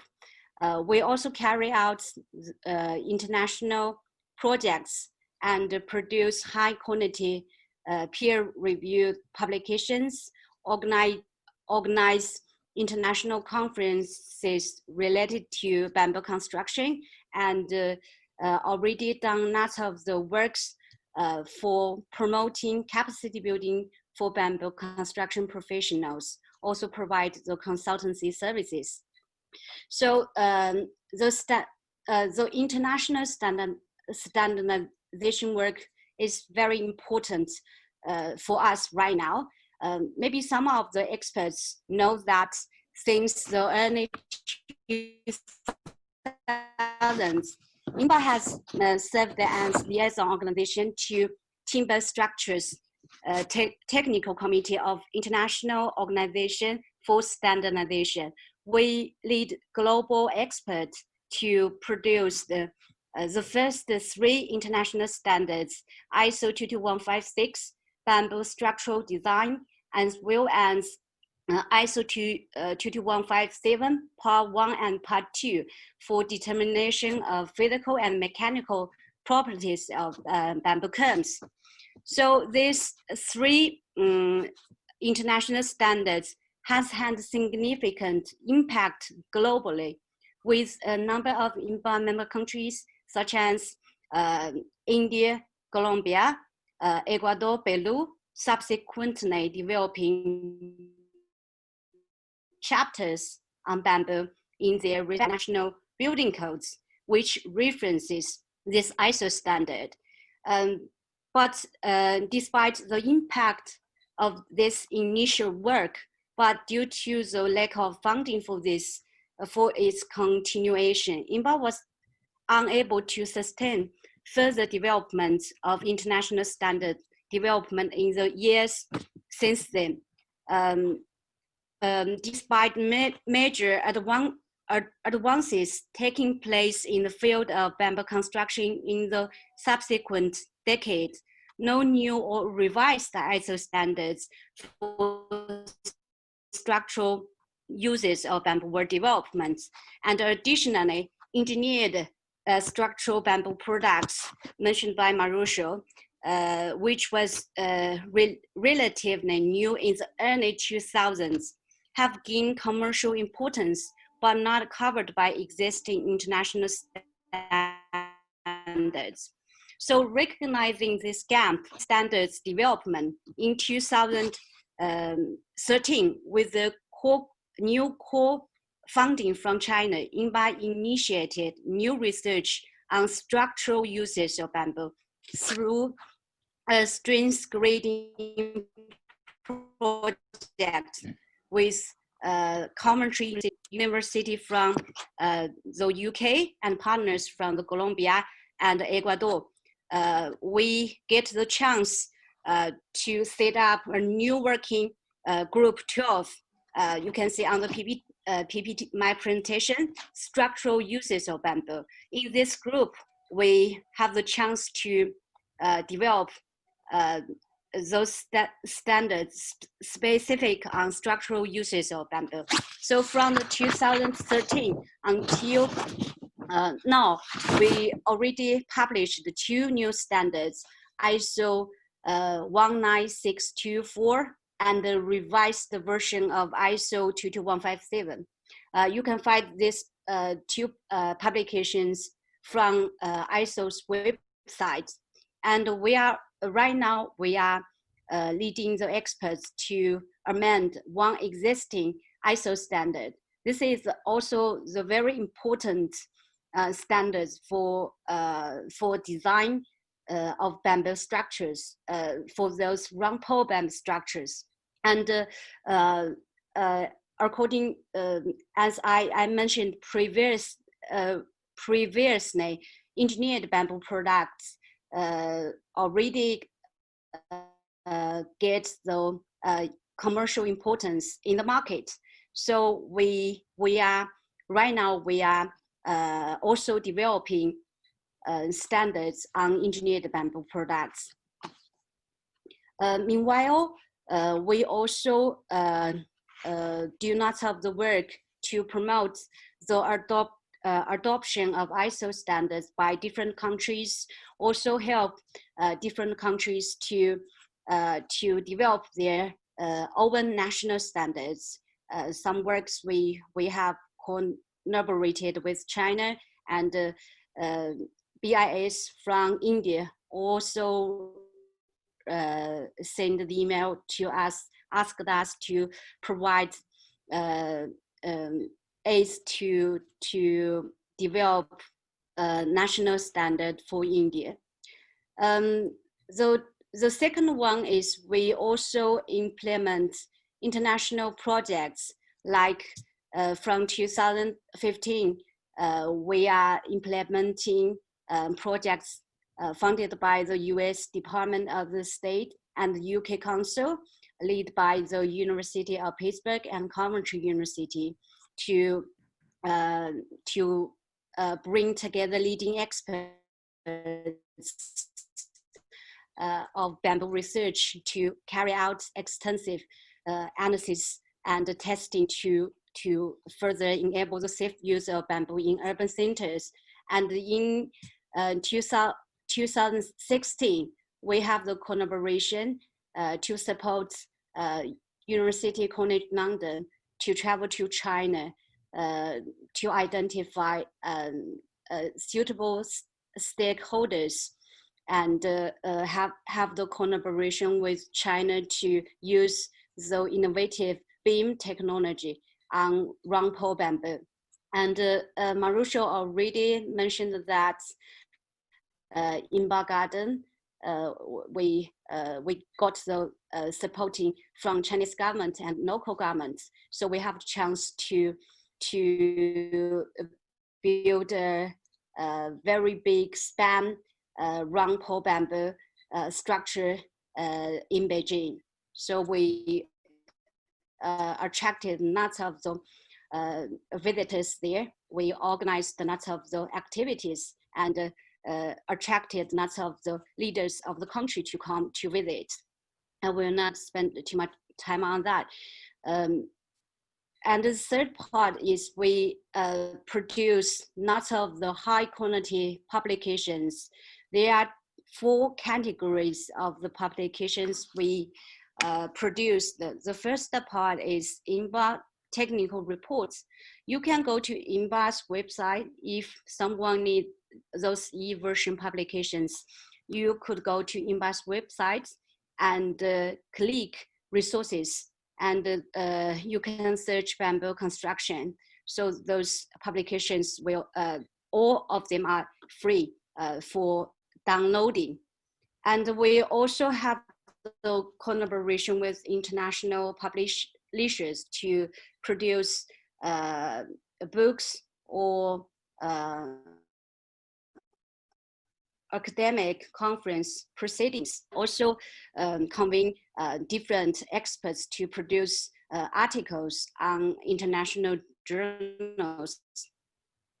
The fourth one, in recent years, we almost every year INBA organizes lots of international conferences like the Bamboo in the Urban Environments. We organized a series of international conference in Canada, USA, Indonesia, attracted lots of the participants from many countries. So welcome all the participants in this webinar from India to attend our coming events. This is the Global Bamboo and Return Congress. We organized in 2018 in Beijing. We showcased the latest innovative technologies of how to make round pole bamboo structures. We just show some kind of the frames of those work.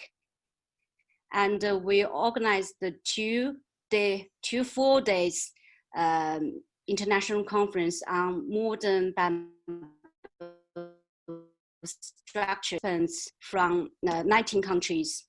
And also lots of the students from different countries joined us. And so first one is we are trying to promote the capacity building for bamboo construction professionals. The first one is every year, supported by the Chinese government. We have several training programs. Since 2005, we already trained more than 1,400 trainees from 18 countries. There are also some kind of the participants from India. Some of them are policy makers, some of them are engineers or architects. Also, we also give the lectures for craftsmen to teach them how to use bamboo as a construction material. And we also provide customer-made trainings for professionals. Last year, I delivered one to 4 engineers from Bangladesh to join the trip in Anji to help them to improve the durability of the round pole bamboos and teach them how to construct. Another part of the trainings, I would like to put the International Bamboo Construction Competition we organized last year into those trainings, because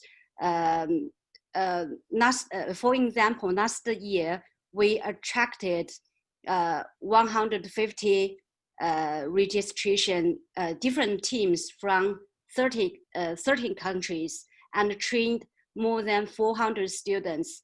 In some universities, the teacher organized the students to use the competition as short-term courses. So we hope in the future we can continually to organize kind of the competition to promote the capacity building of college students. But unfortunately, last year I remember that we just received one submission from India. So we hope in the future more students can come to join us. I show some pictures. We are very impressed by those innovative designs. You can see the first row. The first one is designed by one team from Belgium. The second one is from Ethiopia. The third one from China. So all different students with different background, but they are very creative. They use 3 days, 24 hours to construct 3 meters by 3 meters small bamboo house in Imba Garden. They also deliver the presentations. So these are some pictures. Meanwhile, we also provide consultancy services. For example, in 2016, CRS commissioned INBA to conduct a study on bamboo shelter in Odisha, India. So we helped them to carry out a field study to identify those local spaces for shelter construction. So if in the future anyone need some help from INBA, please contact me. So back to INBA Construction Task Force. If any audiences you are interested in to become an expert of INBA Construction Task Force, you can contact me and provide your CV and endorsement letter, and we will review your applications. So hope someone could join us in the future. So I would like to share an information we will organize the 2020 International Conference on Bamboo Construction. It will be an online conference from 3rd November to 8th December. Every Tuesday, we will invite 3 experts to introduce their works of bamboo construction. Thank you. So here is my Thank you very contact. much. Thank you very much. This was a wonderful information about INVAR and the construction task force. And I think it will definitely give a lot of information to our participants who are there about what INVAR is doing, how they can become a member, for students also, how they can participate in the International Bamboo Design Competition. So I was looking at all the questions which have been, can you go back to the main screen? Okay.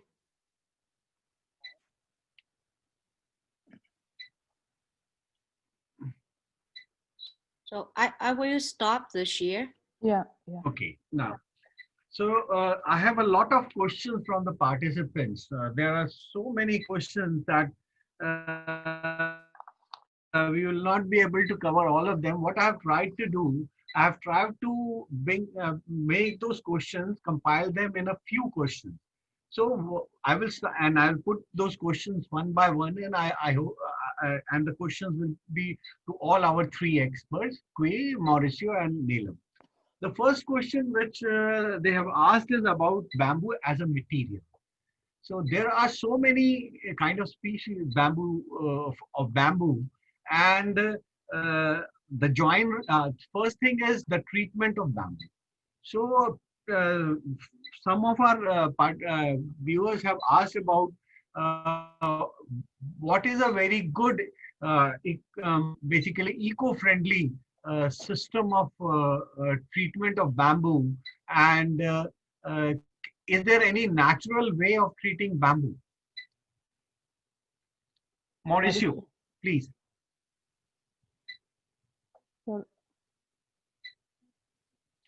Can you unmute yourself? Can somebody unmute Mauricio? Okay, great. Well, the most common, and it's with borax, which is it's a boric acid. It's chemical, but depends on the percentage of chemical you use. It can be of negative impact to the environment or not, because basically what happens is that like the proportion, as far as I know, I'm not an expert of this, but from my personal experience visiting and checking the process of protection of bamboo, is 1 to 1.5 the proportion to use, so that the water, when it evaporates after immersing the bamboo in a pool full of water and borax, after when you take out the bamboo and you leave it to dry, the water will evaporate and the powder, the borax, will stay. But the bamboo pole cannot hold, like if you put it to the percentage goes over 1 to 1.5, then the borax will go into the environment. While if you use 1.5 or less, the borax will stay in the bamboo and would not have any impact in the environment, because it will stay attached to the bamboo and will protect it from mushrooms and from insects. That's basically it. It's not only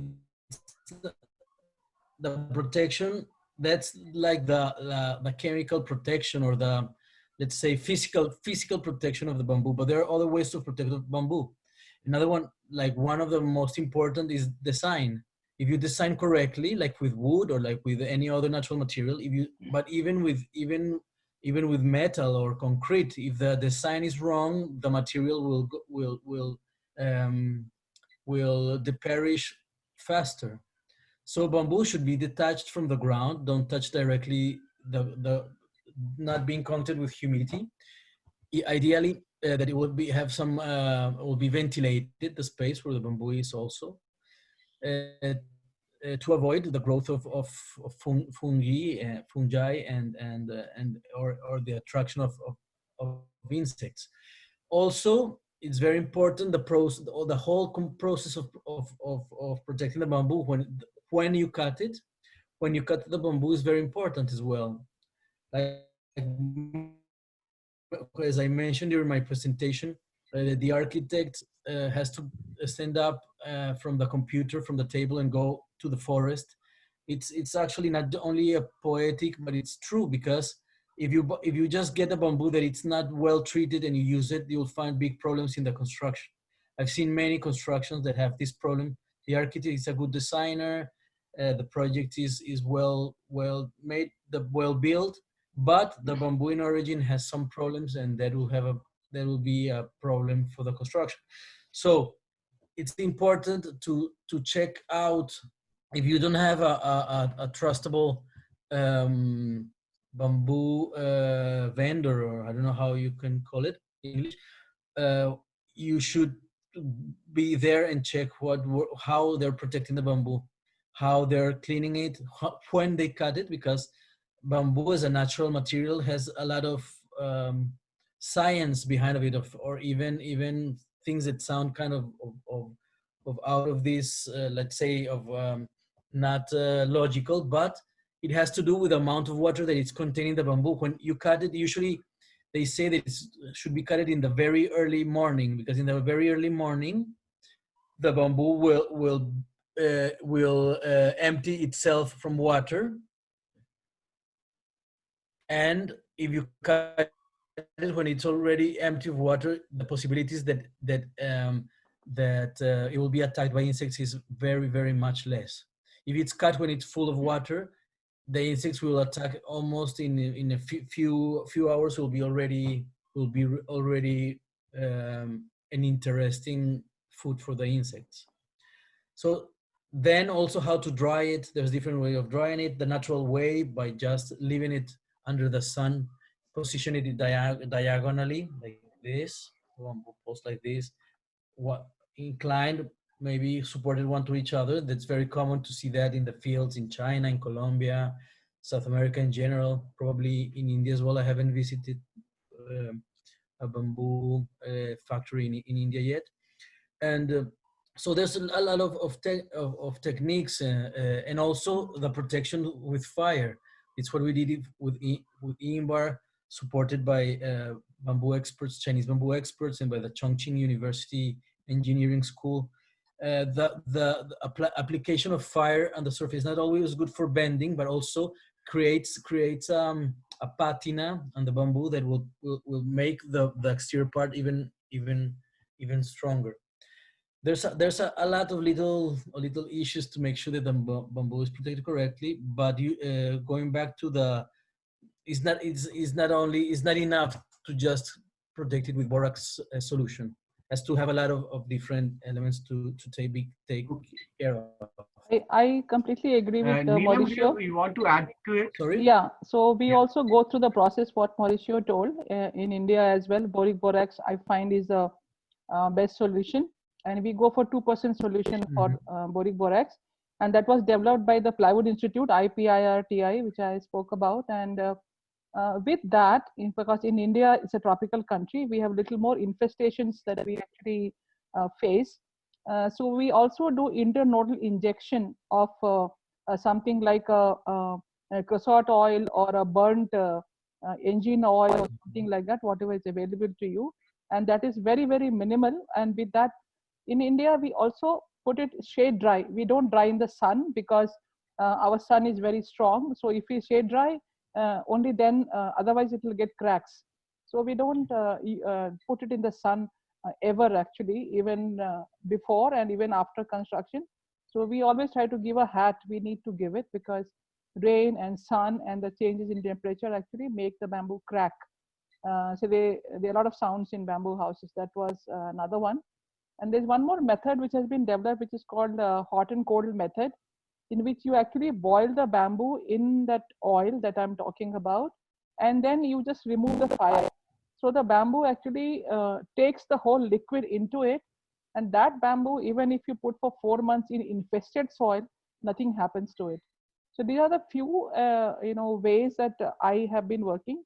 And in 21 years, whatever the first project also I have done, we didn't have any borer attacks or anything like that. And they are as maintenance free as any other building with timber and other things. So it is not a very intensive, kind of a thing. And other things, as Mauricio told, design plays a very big role, other than these treatment methods, because from the ground and from the above, as I said, we have to put as Simon Veres has been telling, you give a boot and a hat to bamboo. So that is how we have to actually do. So these are some of the methods of doing it. That's what I have been following. Okay,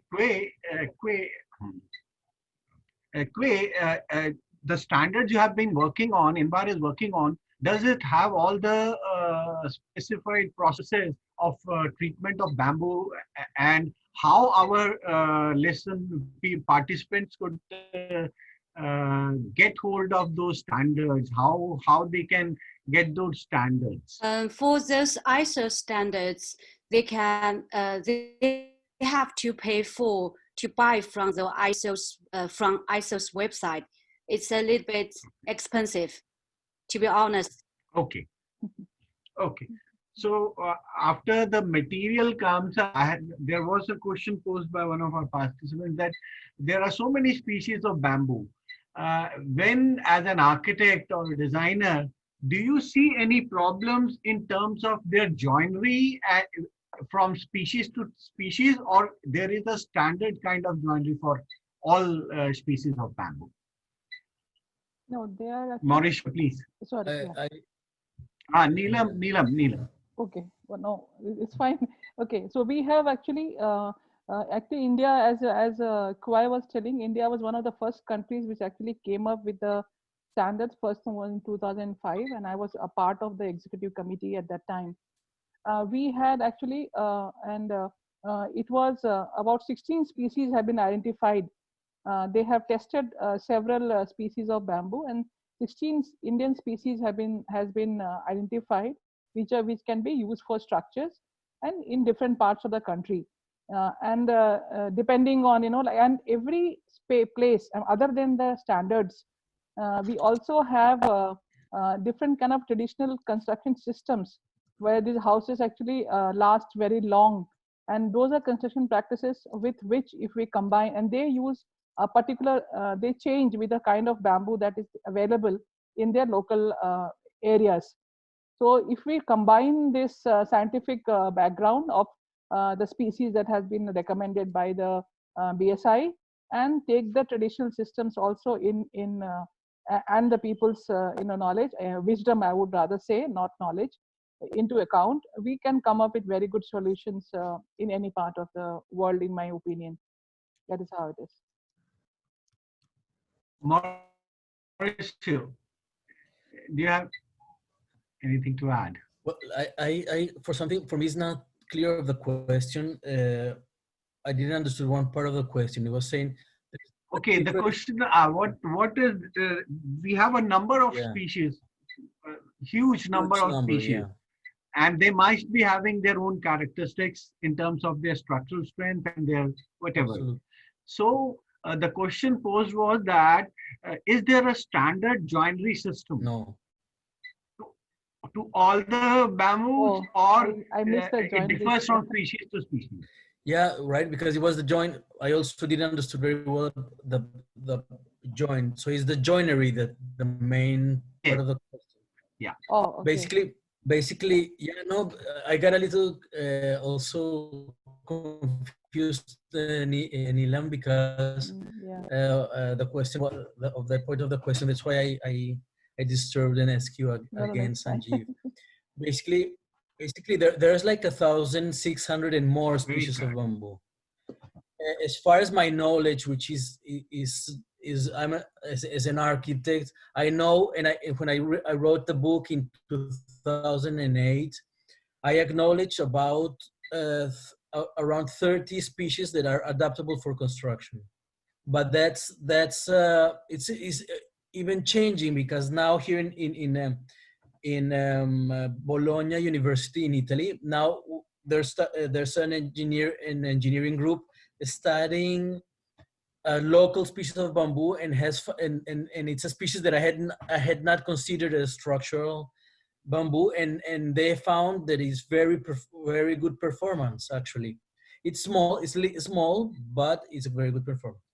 So basically, what I want to my answer will be this: is not important the species. What is important is the size of the species. The joints will change from size, not from species, because the joint basically will be the connection between the elements. And if it's a big species, can be 25 centimeters diameter, or it's a species that it's like the Italian, which is 6, 7. It's a big difference, right? So the connection also will be different from that point of view, not of the species itself. Like the connections I've designed basically is the same connection. What is different is the size of the element, because it will there's we divide it into groups. There's from 8 to 12, from 12 to 18, to 18 to 24 centimeters. So there's the three sizes of small, medium, and large sizes of we don't go over 24, because there are species of bamboo that are even 30, 32 centimeters, but they're small quantities. You will find you will find it you will find in small quantities. And also the very interesting part of bamboo is the relationship between weight and strength. So the bigger the element, it loses in a way the lightness. So like the medium-sized species are actually for my experience, are actually the best. I would like to also add the most beautiful to see. Yeah. Please. No. Sorry to interrupt. Yeah, so I just would like to add, in our country, the bamboos that we have actually, so there is the 3 inches to 4 inches, which is like 75 mm to 100 mm. And that's considered with about 10 mm gauge, that if we have, that's the best, it's the most efficient, it gives the most efficient structure. And as the bamboo becomes more thicker, actually it becomes inefficient in making a structure. And also, if the thickness is more, you can get biomass more, but for a building, the weight of the bamboo itself becomes inefficient. So you have to have different kind of a structure for that kind of a thing, which is not very suitable actually, considering the property of bamboo, which is supposed to be very light and strong at the same time. So if we can try to have constructions which are very light and with a minimum amount of bamboo. So in that case, 75 mm to 100 mm with a 10 to 12 mm gauge is supposed to be the best thing. That is for the bigger bamboo. And smaller bamboo, as Mauricio was telling, so we have to bunch it up, because then for curves, for a curve which is a sharper curve, bigger bamboo cannot work. So we have to have thinner bamboo which can be bunched together to make into arches and curves and other things. So that is the thing. Okay, another question which was Mauricio, you were saying. Just a little summary. There's many types of joints, but they are not based on the species. The joints are based on the size. Okay. But not only on the size, but also on the design. There's different on the availability of handcraftsmanship.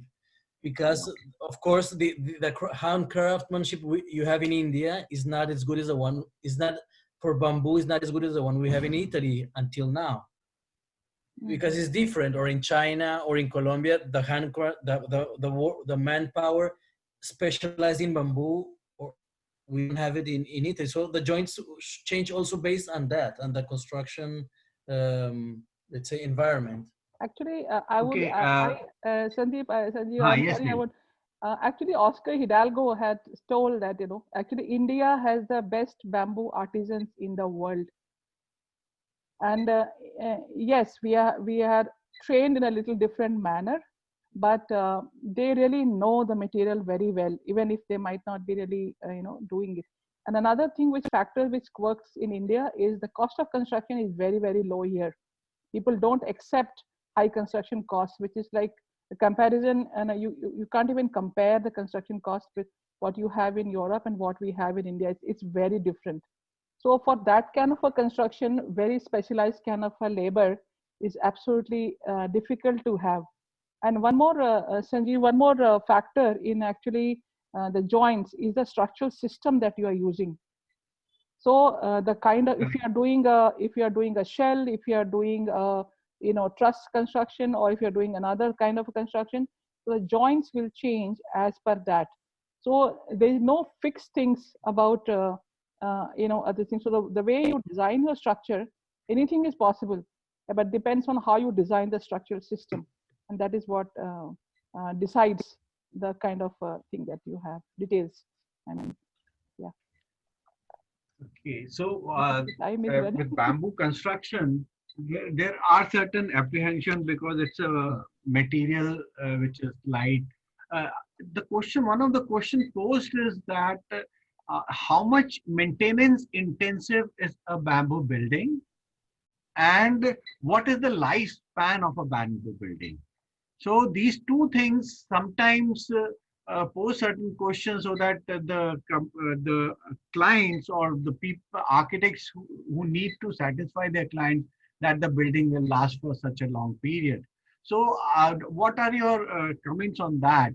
How much maintenance intensive it is, and what is the lifespan of a bamboo building? Mauricio or Neelam? Anyway. I can start if Neelam agrees. Yeah, okay. Well, yeah, I think sure. that's a very, very interesting issue. I think it's a problem. It's a mindset problem, or a mindset challenge. We are used since the Industrial Revolution. We are used to use concrete, steel, and glass. That's it. Even bricks are always used less. In Italy, bricks are used like for not as it was before, and even stone.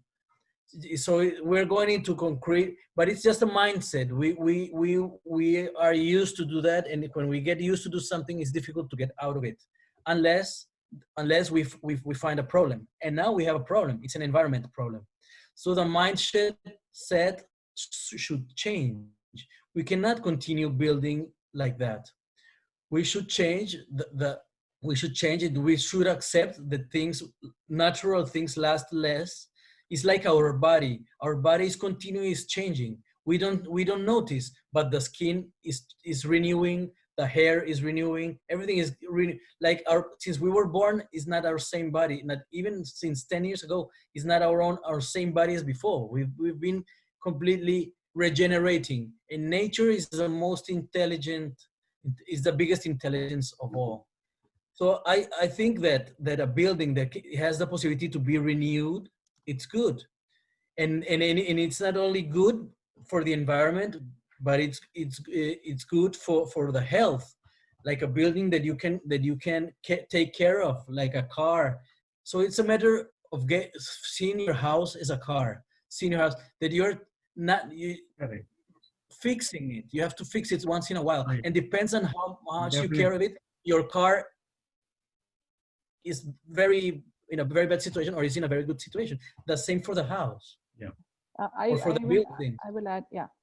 So I think we have been using timber in our buildings, right? And everyone uses it. And timber buildings are also very, very old. So that is the amount of, when you talked about maintenance, that's the amount of maintenance you need of bamboo buildings, not more than that, definitely. So I have been living myself in a bamboo house, and I work in a building with bamboo, and it's about 12 years.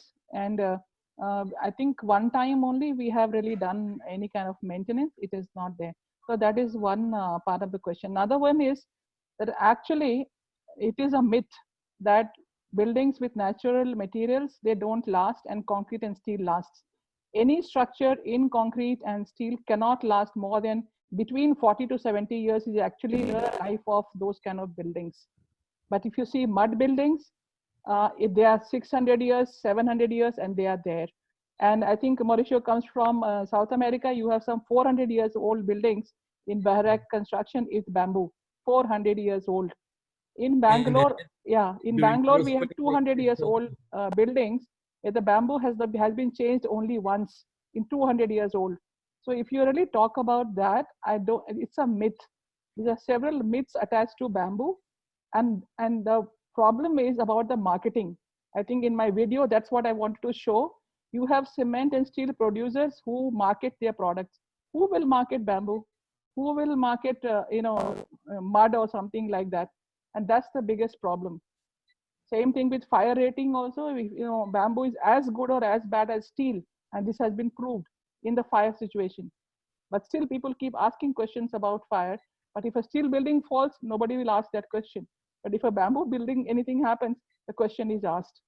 So that's a problem of marketing, how you market the thing. So I think we really need to do a lot of work in this direction. Probably Kewei has a lot of work to really promote bamboo in several parts of the world, so that people can come, and we have more architects who can actually get much more projects where people will listen to us. Yes, bamboo buildings actually last and they work better. And one plus point is the health of the healthy. You feel much more healthy in a building with natural materials, especially bamboo. Imagine touching a bamboo and touching a plastic pipe or aluminum pipe in your hand. Just the difference of that. I just, I think that's all I can just say. Yeah. Okay. Actually, we have already overshooted our time by around 40, 45 minutes.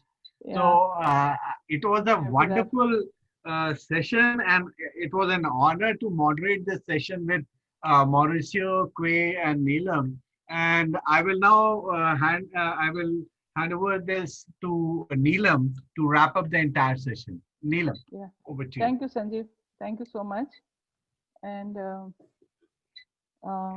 I heartily thank Mauricio on a very short notice. Mauricio and Kewei, they both actually agreed to participate in this webinar. Thank you so much, Mauricio, and thank you so much, Kewei. Thank you for the invitation.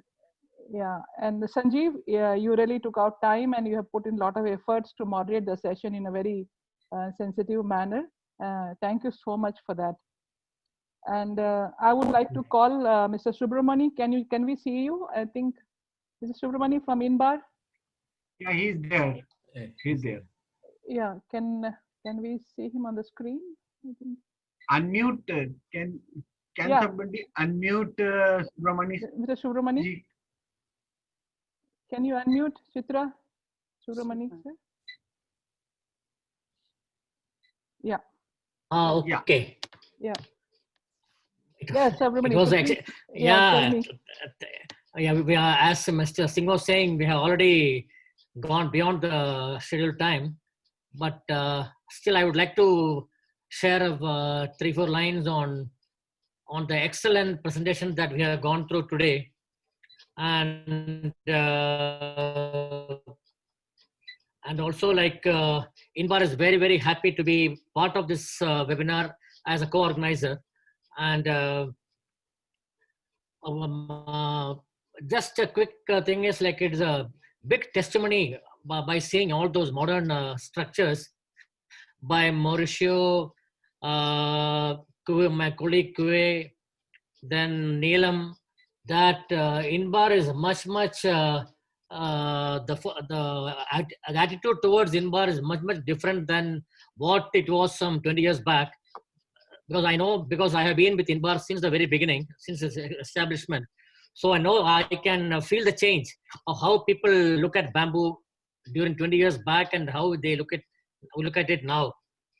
And as just to share with you, INBAR's mandate, in addition to construction, what Kewei has been explaining to you very well, we work on, as part of our mission, our main mandates are on livelihood development, bamboo for climate change, then South-South cooperation, which includes technology development, technology transfers from various countries to some other country which don't have it. And also we'll be working on national policies policy study, development, and also recommendations, drafting policies. And one last thing is that INBAR has identified about out of all the UN Sustainable Development Goals, 7 has been identified where bamboo can contribute immensely, like ending poverty or affordable and clean energy, sustainable cities and communities, then sustainable consumption and production, climate change, South-South cooperation, life on land, all those things. So we have a great future, lot of potential, especially for the construction sector from bamboo. And we have a lot of the best institutions, the best of experts. So there is a lot we can contribute towards the SDGs. And at the end of it, I must definitely appreciate Professor Sanjeev Singh very efficiently managing the whole thing.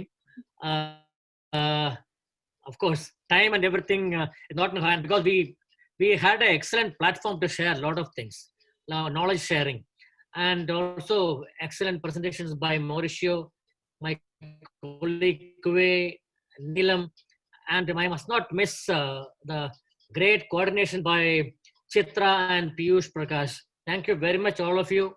And it may, let us look forward to meet again with more knowledge, more experience. Thank you very much. Thank you so much, Yeah. sir. Yeah, thank you, Subramani. Subramani is the country director for INBAR. No, I am the regional director. Yeah. Okay, regional director. Yeah. Okay, sorry. I thank Professor Dr. Prem Kalra, the Albak Educational Institute, and Architect Molly Caprihan, coordinator, and Architect Piyush, who is the faculty of the Department of Architecture, for partnering as our institutional partners and co-hosting the session. I also thank you participants for actively participating in the webinar with extreme enthusiasm. This was the last webinar from our Faculty of Earth. The next series is from Faculty of Fire. And I would...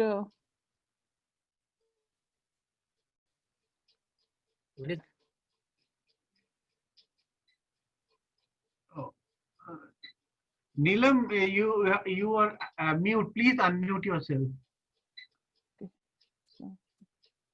Yeah. Okay. Yeah. So everything was gone, huh? No, nothing was heard.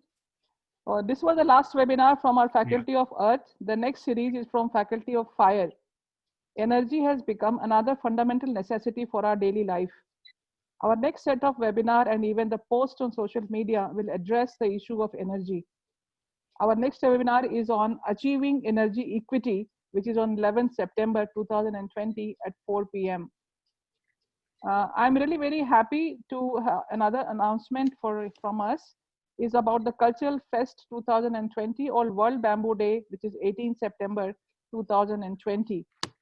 I think Dr. Ganesh, Director of AAAD, if you are in the audience, can you just raise your hand?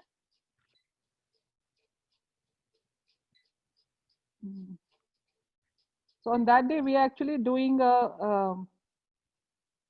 okay, I don't know. We are doing a cultural fest, which with several programs, which I think, Chitra, can you put it on the screen here? And we will also be starting a master class on bamboo, which is a 5-part series, in webinars. We have Bamboo Society of India, one of the oldest bamboo society in the world, and World Bamboo Organization co-hosting it with us, and with the help of Aditya Academy of Architecture and Design, Bangalore. I request Dr. Ganesh, Director at AAAD, to join me in the announcement if he are around. And I think he is not there. Chitra, is he there? He's actually not there. I looked for his name. Okay. So thank you once again. Stay healthy, stay safe, and have a great weekend. Thank you so much. Thanks a lot. Thank you very much, Neelam. Thank you, Mauricio. Thank you, Kewei. Thank you very much. Thank you. Thank you. Thank you, Mauricio. Thank you, Kewei. That was great. Bye. And Kewei, my application is pending with you for a year. Yeah, I think we could talk about that. Okay. Yeah. Okay. Yeah. Thank you. Thank you. Okay, thank you. Thank Have you. a nice Thank you, weekend. Mauricio. See you all at some time. I hope so. Kuwait, bye. Thanks to Thank you. Corona. Yeah. Thank you. Thank you. Yeah. Thank you. Thank you, Sanjeev. Thank you. Thank you. Bye.